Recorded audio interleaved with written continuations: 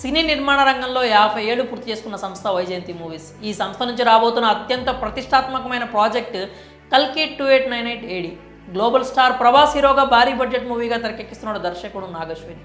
భారతీయ పురాణాల ఆధారంగా ఇతిహాస, సైన్స్, యాక్షన్ థ్రిల్లర్ మూవీగా రూపొందుతున్న ఈ చిత్రం మే 9న పాన్ ఇండియా లెవెల్లో విడుదల కానుంది. దీపికా పదుకొనే, అమితాబ్ బచ్చన్, కమల్ హాసన్, దిశా పటాని, పశుపతి వంటి నటులు యాక్ట్ చేస్తున్నారు. విడుదల తేదీ దగ్గర పడుతుండటంతో చిత్ర యూనిట్ ప్రమోషన్లను స్టూడియో చేసింది.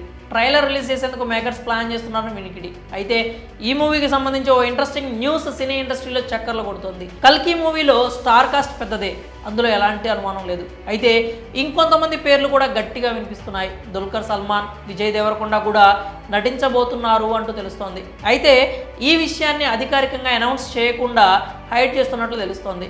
కానీ ఇప్పుడు గూస్ బంప్స్ తెప్పించేలాంటి వార్త ఒకటి హల్చల్ చేస్తోంది.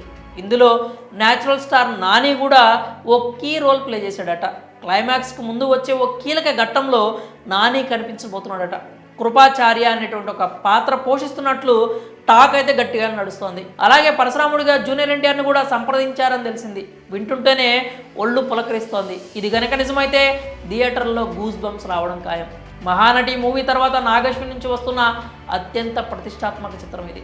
చాలా గ్యాప్ తీసుకొని ఈ మూవీని తెరకెక్కిస్తున్నాడు కెప్టెన్. 2021లో ప్రారంభమైన ఈ చిత్రం సుమారు 600 కోట్లతో నిర్మితమవుతోంది.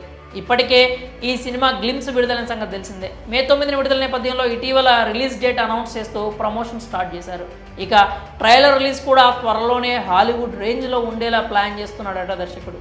అమెరికాలో అత్యధికంగా పాల్గొనే ఈవెంట్ ది సూపర్ బౌల్లో రిలీజ్ చేయాలని భావిస్తోందట చిత్ర యూనిట్. ఇప్పుడు ఈ క్యామియో పాత్రలో టాప్ హీరోలంతా కనిపిస్తే బాక్సాఫీస్ బద్దలు కావడం ఖాయమే. మరి ఈ విషయంలో మీరేమనుకుంటున్నారో మీ అభిప్రాయాలని కామెంట్స్ రూపంలో తెలియజేయండి.